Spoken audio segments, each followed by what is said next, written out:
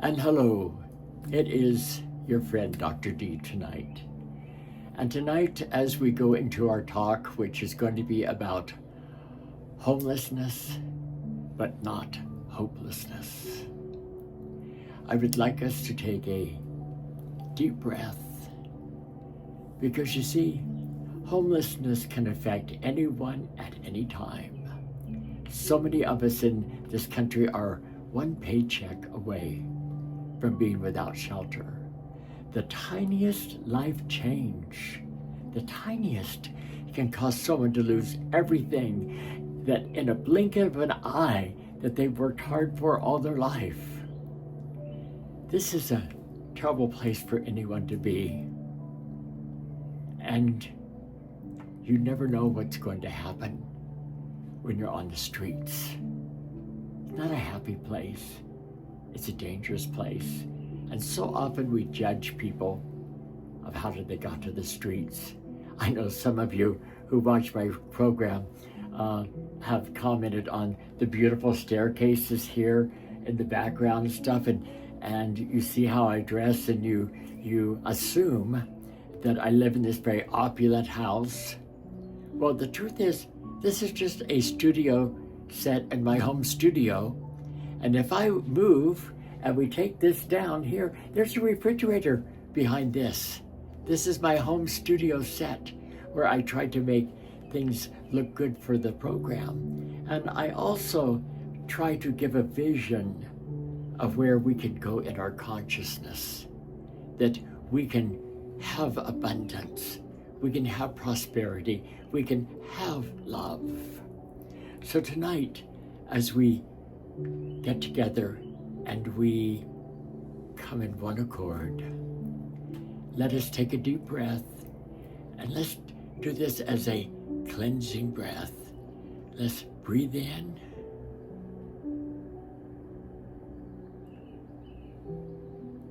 and breathe out. Now you kind of got the rhythm of it, okay? Let's breathe in. Oh, that essence of love. Let's breathe out any hurt, any confusion, any anxiety. Oh, there's so much fear on the street, so let's breathe in. Breathe in hope. And let's let fear, let's push fear way out.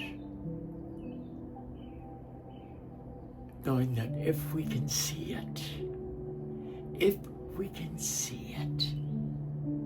anything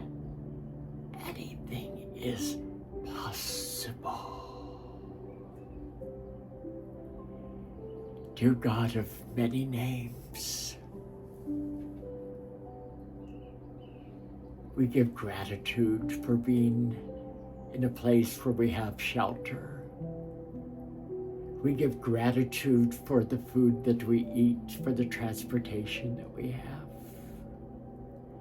We give gratitude for the very breath and essence of the Holy Spirit that we have in our life, for it is the breath that is the life force within us.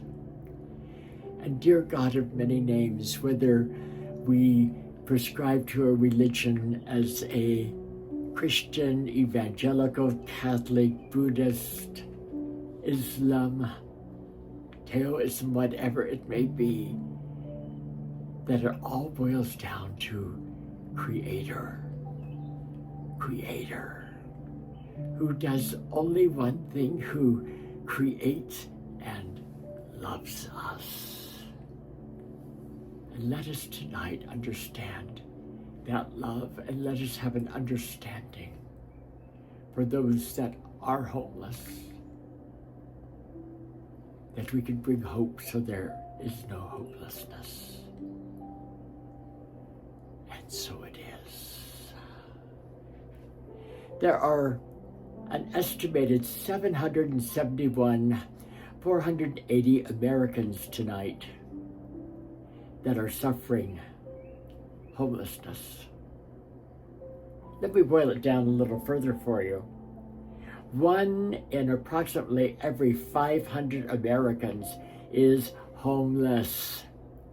That's according to the HUD 2023 statistics. Let me go a step further on this according to the same statistics of 2024, getting closer to 2025.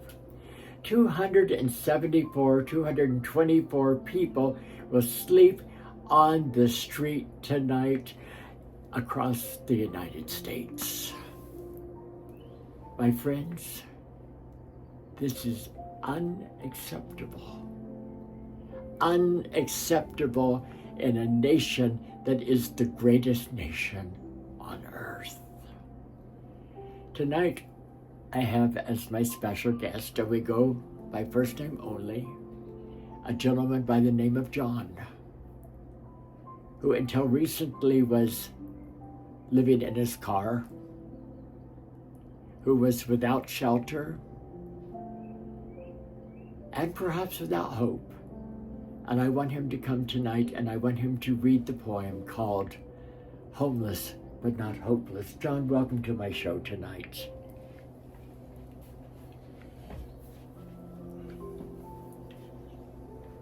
Hello. Hi. Hi. My name is John. I'm living here in Southern California.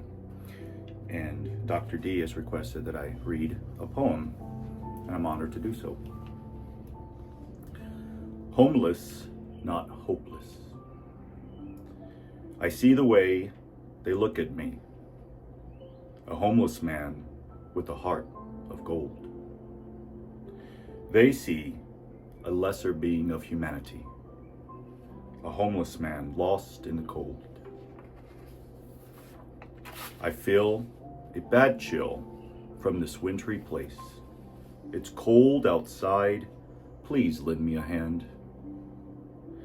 They ignore my troubles and laugh in my face. They are cold inside. I don't understand.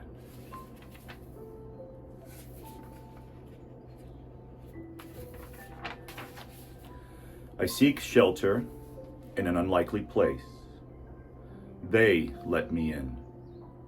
They tell me to rest. A place known for sin and total disgrace. The rumors were lies. They treated me the best.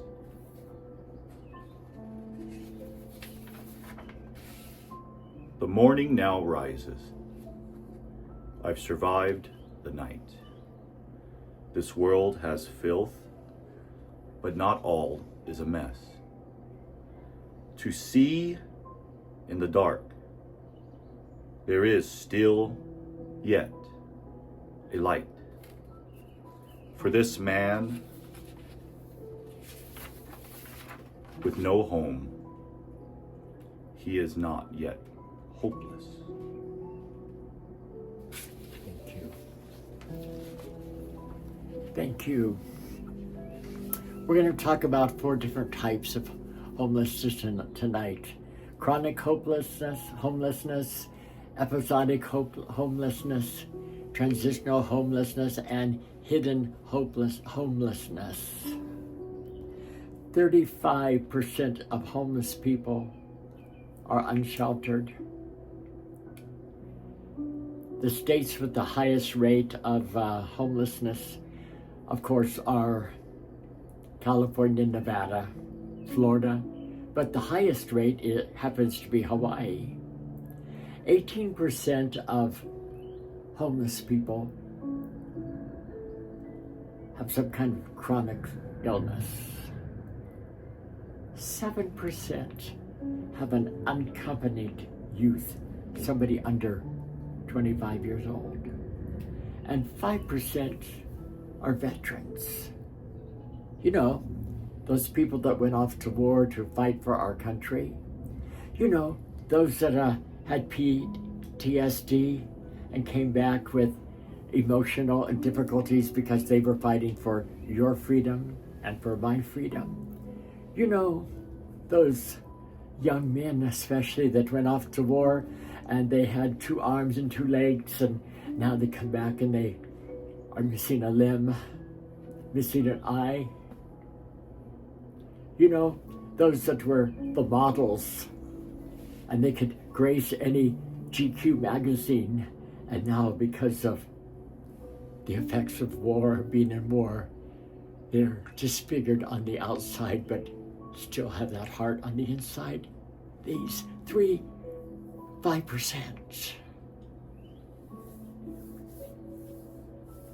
Let's start easy. Let's be easy. Let me be easy on you tonight. Transitional homelessness. We recently had the fires in LA, the Bel Air fires. We had the fires in Altadena. We've had the floods on the East Coast and people's homes destroyed. That is a type of where you had this, my doctor in Beverly Hills in a $3 million mansion, living in a hotel because of the structure that he had. And let me say this, of course, his home was an older home, valued now at $3 million. But you see, the insurance is only going to give him $680,000 to replace that, because that was the value when they built the home. So we're losing all the way around. You have the families that are working families still trying to keep their jobs, but they're living in a hotel motel now because they have no home. Yes, some of them have families they can go to, but not all have families. Yes, how many months can you stay with your sister? How many months can you move back in with your mother and your family? How many months can we make a place in the garage for you, a little studio apartment? We have got to have better resources for our unhoused people. We've got to look different upon them because they are part of who you and I are. And often I say, what I see in you, I see in me. If I didn't know what it was, I wouldn't recognize it. We need to recognize humanity, period. Not sexuality, not gender, humanity, not color. So transitional homelessness, things happen. And you're making a transition. You move to another town and you haven't got the job yet that you're going to get, and you're in the transition. So those times it's a nice homelessness. You know, I'm staying in a motel on the beach because I'm going to be working in Long Beach, and I just came from a town in Nevada, and I know in 3 weeks I'm going to be able to move into something that's going to be permanent. That's a transitional. That isn't one that we necessarily judge. But then you have the episodic homelessness.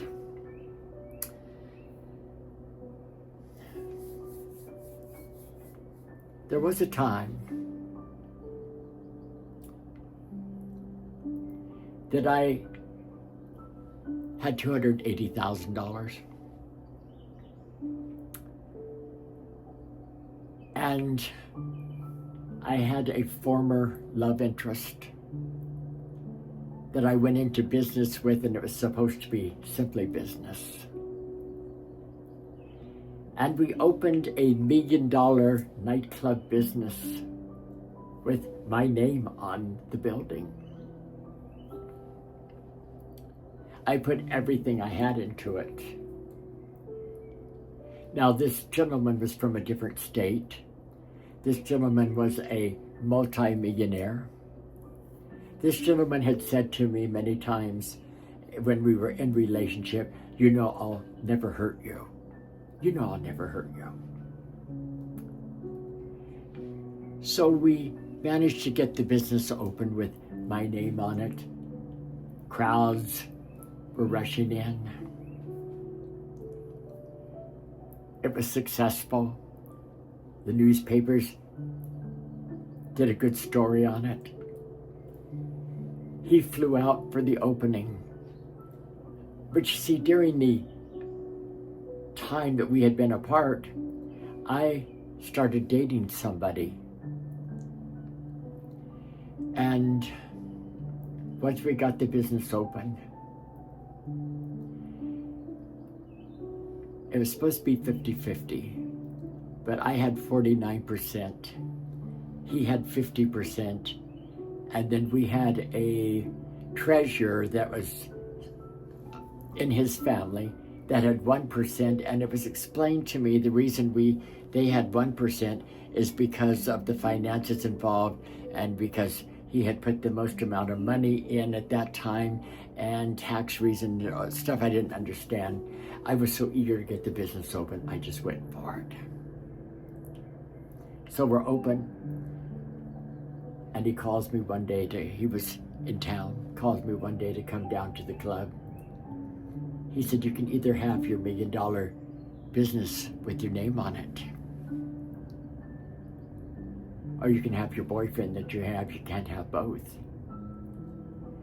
And I said, this is supposed to be just a business deal. He said, I don't need the business. I did this so I could get you back. To have me back, and he's got a wife and a boyfriend too. No. I don't play that game. So, because I only had 49%, I'm kicked to the street. I'm kicked to the street with $59 in my checking account. I'm selling my clothes on the street. I'm selling my furniture. I lose the condo that I live in. I can't get another job in that town because I'm too well known. I'm a public figure in that town. Episode that happened. Had I said, I'll give up the boyfriend and I'll do whatever it is you want me to do because you want to control me, then I would not have been homeless. But I didn't say that. So I ended up being homeless and on the street almost overnight. I ended up couch surfing, which is part of hidden homelessness. I ended up graciously sleeping on people's couches and scaling down so I had a place to stay. At that time, I wasn't sleeping in the doorways. But I remember going out to a nightclub to hear other entertainer friends of mine sing and perform, and people whispering,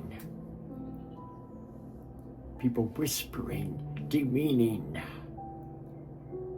People didn't know exactly what went on, and they didn't ask. They just knew that I was out in the street.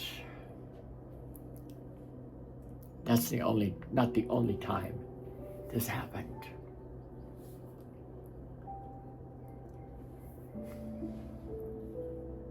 Years later, you'd think I'd learned something. I went to work as an alcohol and drug counselor for a sober living. On a Friday, they told us that the sober living was closing immediately and that my dog and I were out. Well, that's kind of okay, I guess. But you see, the only car I had was the company car, which went with them. So here I am with my dog and I out in the street in the heat of the summer. But as I try to do, instead of why is this happening to me, it's what's the lesson in this for me. Sometimes I have to get knocked up the side of the head to learn the lesson. We're talking about homelessness, not hopelessness.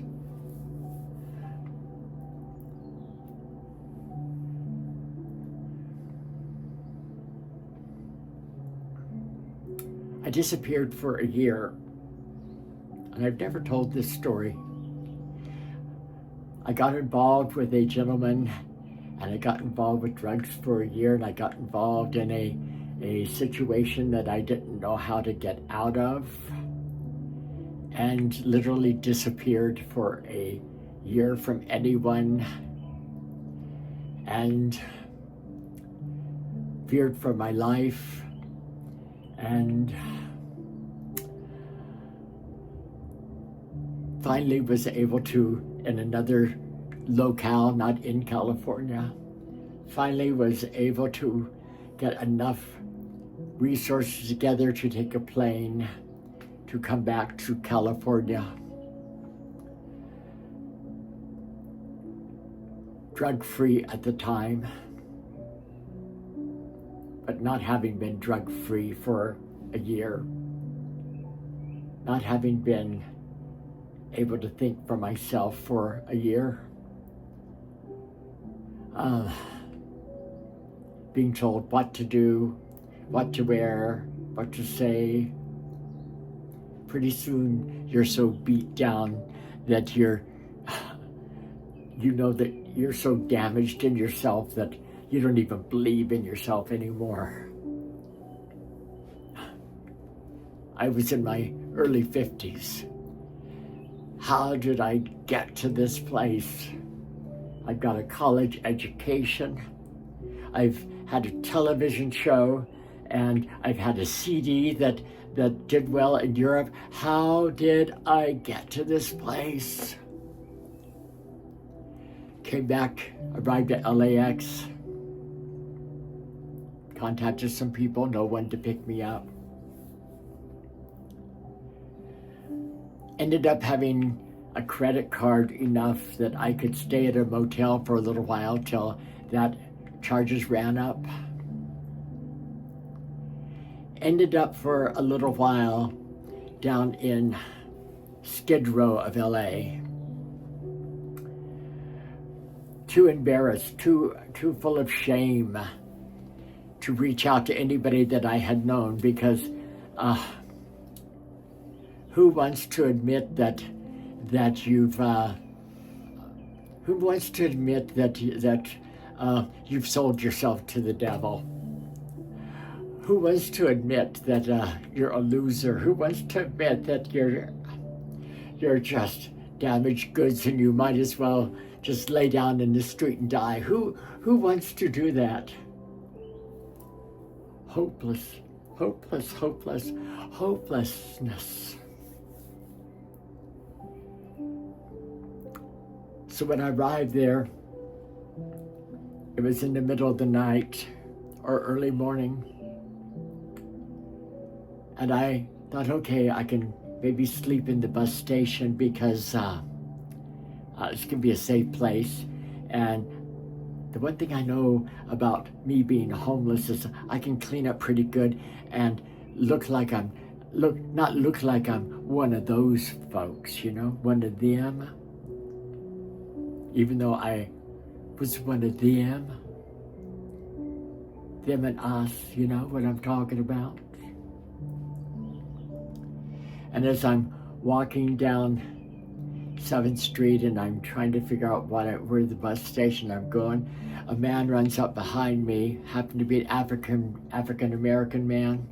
He had a big 6-pack on his shoulder of sodas, and he said, "Man, I gotta get home. I worked 3 jobs. I hardly see my wife."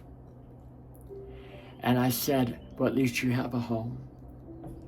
He said, "You don't have a home?" I said, "I'm homeless." And he said, "Come with me." He started walking, started saying, "Yo, Alice, Alice, yo, Alice, come with me." And in the distance, I could see a fire.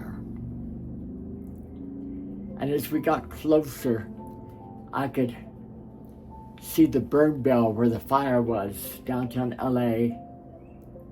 And all these them folks, them that smell like piss,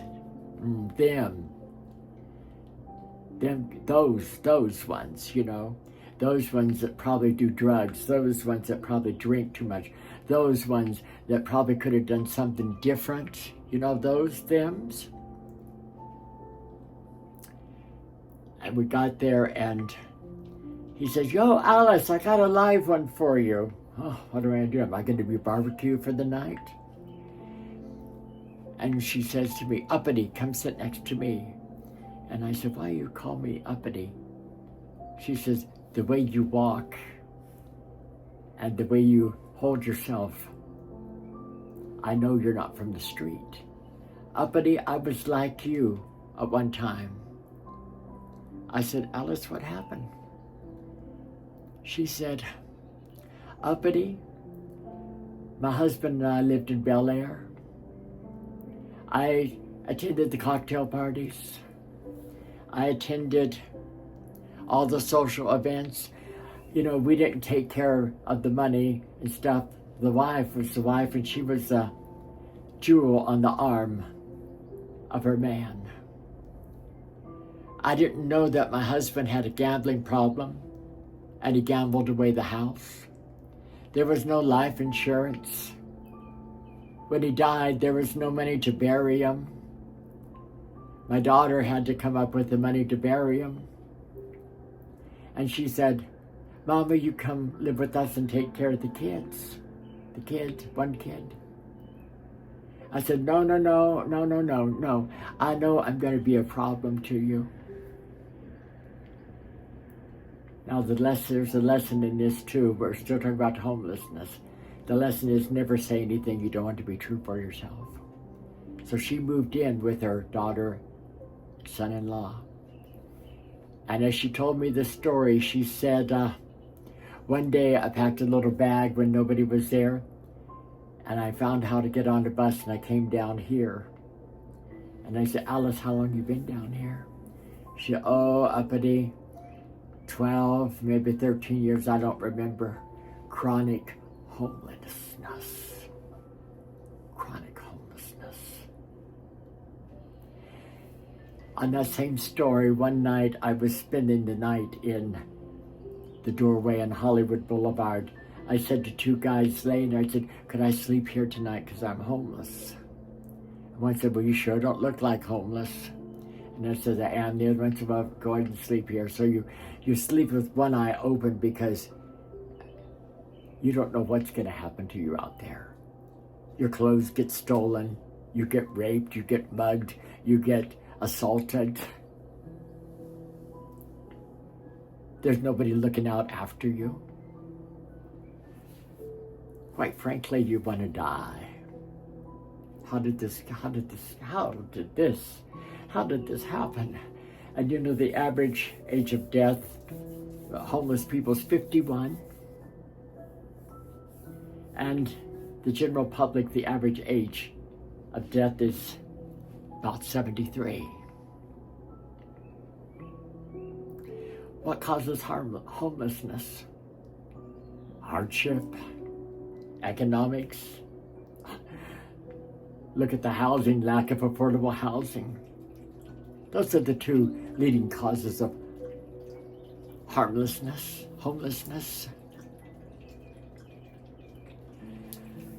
So I'm in the doorway, and in the morning I said to these two guys, "I won't be here tonight, because if you're here tonight in your consciousness, this becomes your home." I started viewing this as the Earth School, learning lessons, and what's the lesson? Is this for me? 6 years later, after I was in my own apartment and working, I would be in that neighborhood, and those two guys were still in the same doorway doing the same thing. Chronic homelessness. The statistics are, the longer you're out in the street, the most likely you are going to be homeless and without shelter the rest of your life. Now, in that particular segment of my life, I was homeless and on the street for 6 months. And 5.5 of those 6 months, I was working. You try doing that, my friend. And somebody said, "Well, you were getting money from your job." Do you even have to go there with me? First, last, deposit. You know how much money in the LA area or any other area it takes to get into a place? I was praying every day, give us this day our daily bread to sustain me, because my hope, I had the job, a little job, but it gave me hope. What else gave me hope?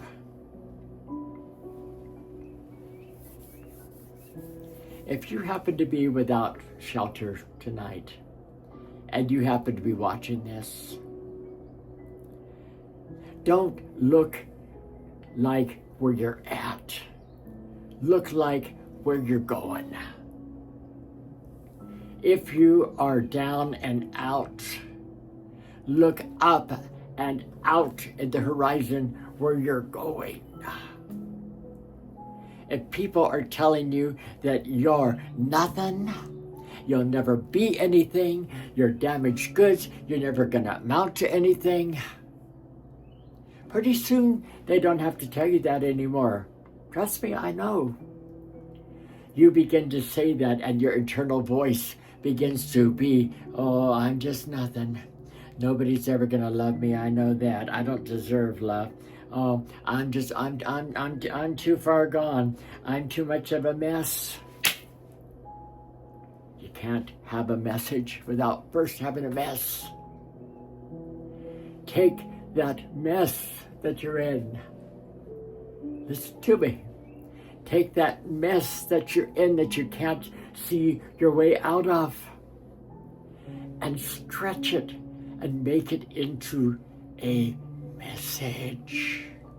message of hope, a message to reach out to somebody, a message to reach out to what I call the godness. Now, I'm not talking about some religion where you have to kneel and do the cross and hit the Jewish star and do all the beads or whatever it is, and I'm not putting that down as such. I'm talking about the God of the universe source. Dear God, bigger than me, you are my strength. You are my source. You are my love. Find something every day to be grateful for. Express gratitude.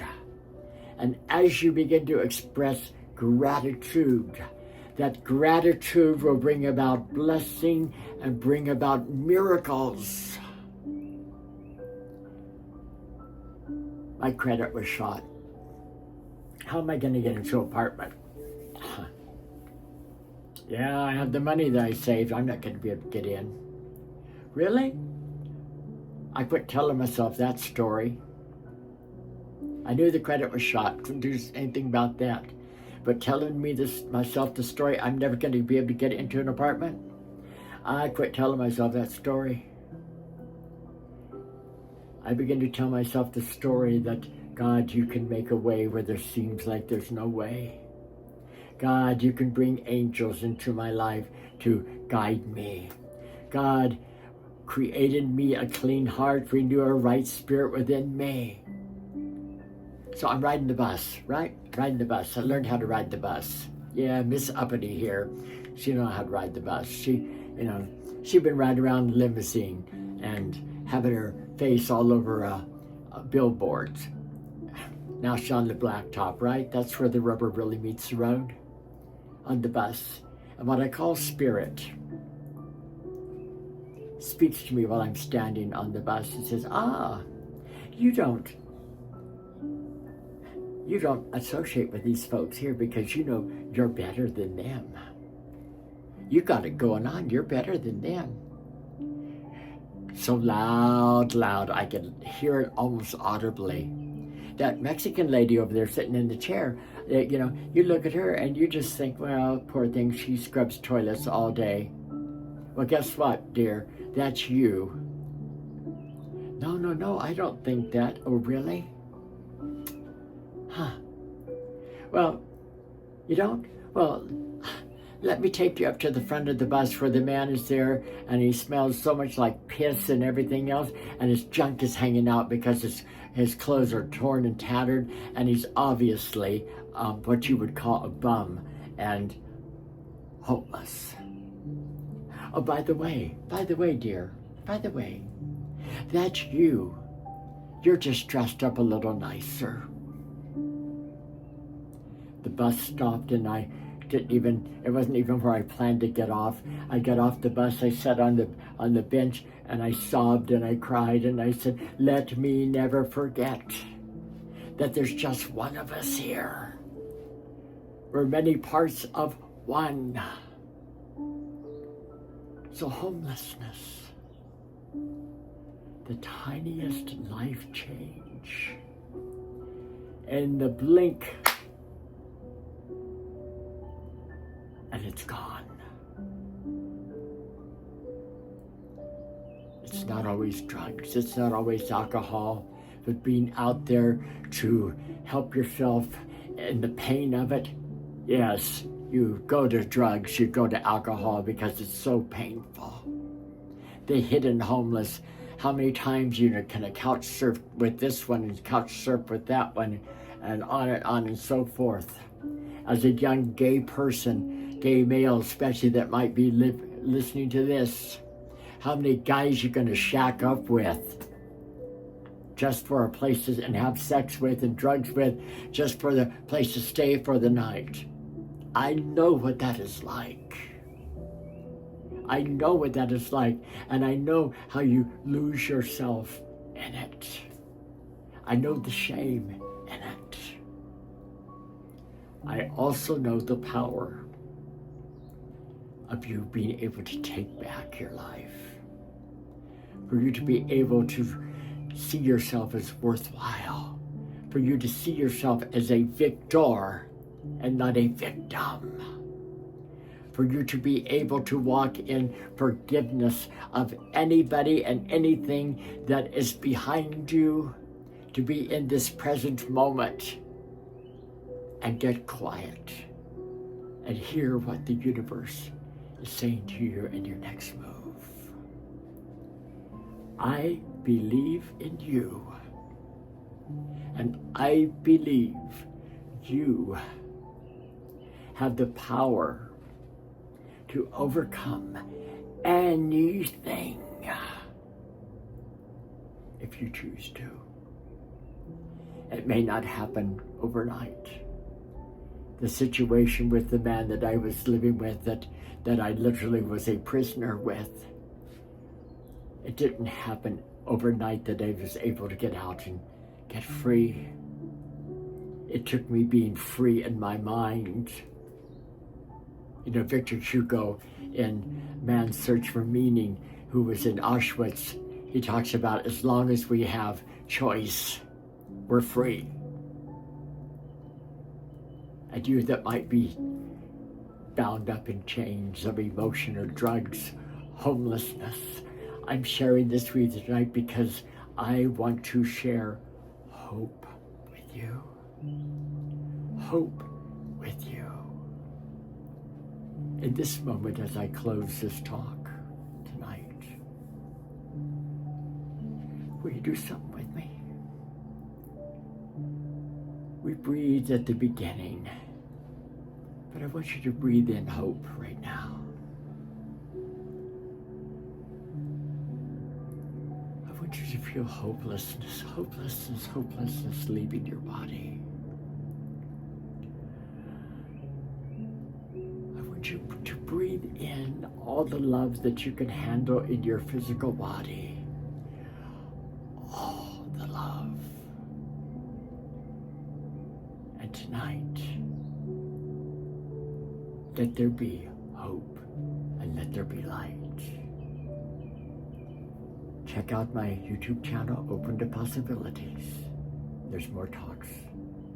Sending love to you, Dr. D.